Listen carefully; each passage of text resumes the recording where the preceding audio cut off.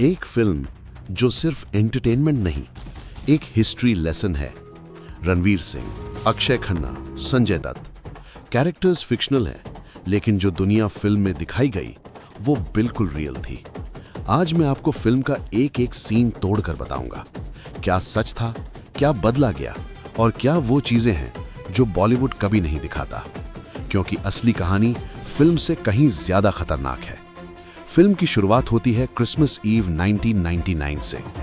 24 दिसंबर 1999 काठमांडू से दिल्ली जा रही इंडियन एयरलाइंस की फ्लाइट IC-814 को 5 आतंकियों ने हाईजैक कर लिया। प्लेन में 179 पैसेंजर्स और 11 क्रू मेंबर्स थे। अमृतसर, लाहौर, दुबई और फाइनली कांदाहार, अफगानिस्तान, जहां तालिबान का राज था और इंडिया का वहां कोई डिप्लोमेटिक कांटेक्ट तक नहीं था। एक पैसेंजर रुपिन काटियाल मार दिया गया। कल यहाँ से जहाज उड़ेगा और वहां क्रैश कर दिया जाएगा जहां हम तय करेंगे, समझे आप?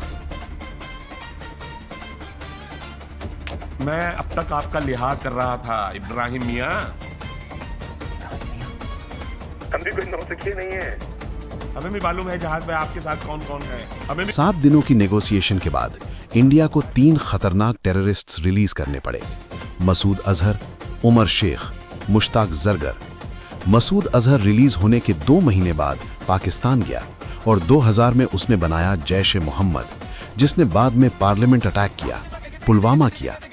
फिल्म में यह दिखाया गया कि इसी वजह से इंडिया ने डिसाइड किया अब अंदर से खेलना होगा। यही था ऑपरेशन धुरंधर का बीज। फिल्म में रणवीर सिंह कराची के लायारी में जाते हैं, एक गैंग में घुसते हैं, वेटर बनते हैं, सालों तक वहां रहते हैं। ये लायारी एक रियल जगह है और इसका खून भी रियल था। 2000 के दौर में लायारी एक बैटलफील्ड बन चुका था। गैंग वॉरफेयर में सैकड़ों लोग मारे गए। ड्रग्स, एक्सटॉर्शन और आर्म्स ट्रैफिकिंग का राज था। क्रिमिनल सिंडिकेट्स पाकिस्तान पीपल्स पार्टी की पॉलिटिकल पेट्रनेज की वजह से इस पूरे इलाके को नो गो जोन बना चुके थे। रहमान डकैत और उसके बाद उजैर जान बलोच जैसी गैंग्स ने पूरे लायारी को अपनी मुट्ठी में पकड़ा हुआ था। पाकिस्तान रेंजर्स को 2012 में एक लंबी और खूनी ऑपरेशन चलानी पड़ी। फिल्म में अक्षय खन्ना का कैरेक्टर रहमान डकैत पर बेस्ड है।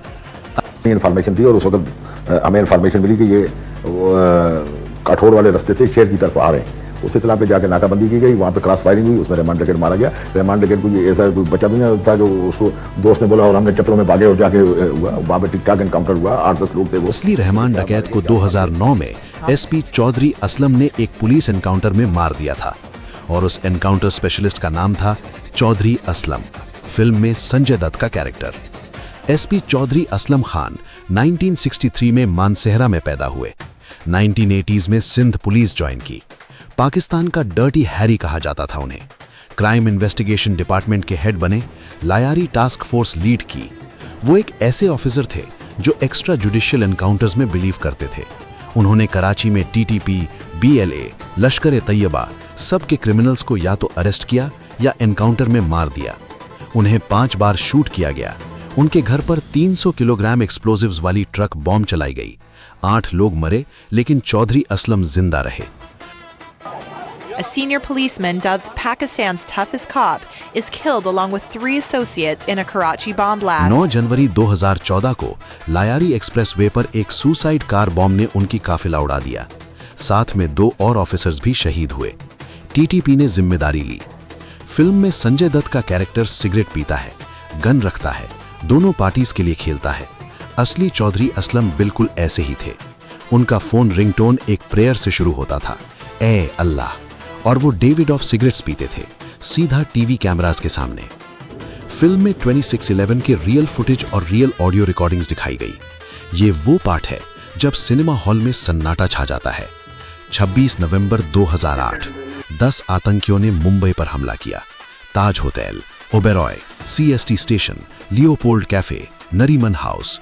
166 लोग मार दिए गए, 300 से ज्यादा घायल हुए। पूरी दुनिया 60 घंटे तक लाइव टीवी पर देखती रही। बाद में US और इंडियन इन्वेस्टिगेशंस ने कंफर्म किया कि आतंकियों के हैंडलर्स पाकिस्तान के ISI से लिंक्ड एक ISI ऑफिसर मेजर इकबाल ने कराची के एक कंट्रोल रूम से रियल टाइम इंस्ट्रक्शंस दिए। टेलीविजन ब्रॉडकास्ट्स और इंटरसेप्टेड कम्युनिकेशंस देखकर ऑर्डर्स दिए जा रहे थे। फिल्म में भी एक मेजर इकबाल कैरेक्टर है, अर्जुन रामपाल ने निभाया है। वो भी ISI ऑफिसर है। फिल्म और रियलिटी में सिर्फ एक ही फर्क है, फिल्म में उसे पकड़ा जाता है। असली मेजर इकबाल आज भी पाकिस्तान में आज़ाद है। फिल्म में रॉ का जो सीनियर ऑफिसर दिखाया गया है वो R माधवन ने निभाया है। कंपोज्ड, श्रूड, सब कुछ शैडोज से कंट्रोल करता हुआ। असली दुनिया में एक ऐसा इंसान एग्जिस्ट करता है, अजीत डोवाल, इंडिया के करंट नेशनल सिक्योरिटी एडवाइजर। उनका अंडरकवर काम पाकिस्तान में था। वो मॉस्क्स में जाते थे, दोस्त बनाते थे, इंटेलिजेंस कलेक्ट करते थे। अपने कान की पियर्सिंग छुपाने के लिए उन्होंने प्लास्टिक सर्जरी करवाई।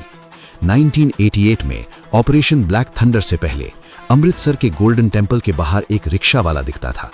वो खालिस्तानी मिलिटेंट से मिलता था, कहता था वो एक ISI एजेंट है। 2 दिन बाद उसने सिक्योरिटी फोर्सेस को टेम्पल के अंदर की पूरी इंफॉर्मेशन दे दी। वो रिक्शा वाला अजीत डोवाल था। उन्हें कीर्ति चक्र मिला। रणवीर सिंह का कैरेक्टर, एक बंदा पाकिस्तान में जाता है, आइडेंटिटी बदल के रहता है, सालों तक मिशन पे रहता है। अजीत डोवाल ने वो सब असली में किया, बिना किसी फिल्म के, बिना किसी फैनफेयर के। तो सवाल ये नहीं कि धुरंधर रियल है या फिक्शन, सवाल ये है कि क्या हम ये जानना चाहते हैं कि हमारी आज़ादी के पीछे कितनी खामोशी में कितने लोग अपनी जिंदगी लेते रहे। रहमान डकैत मार दिया गया, उज़ैर बलोच जेल में है, लायारी आज शांत है, फुटबॉल क्लब्स दोबारा एक्टिव हैं। 26/11 के 10 में से 9 आतंकी इंडियन फोर्सेस ने मार गिराए। कांधार के हाईजैकर्स में से एक को 2022 में कराची में एक लोकल गैंग ने गोली मार दी। धुरंधर ने ये सब एक फिल्म में समेटा, लेकिन जो शैडोज में इंडिया के लिए काम करते रहे, उनका कोई नाम नहीं, उनका कोई अवार्ड नहीं, उनकी कोई कहानी नहीं। वो सिर्फ गुम हो जाते हैं, और वही असली धुरंधर है।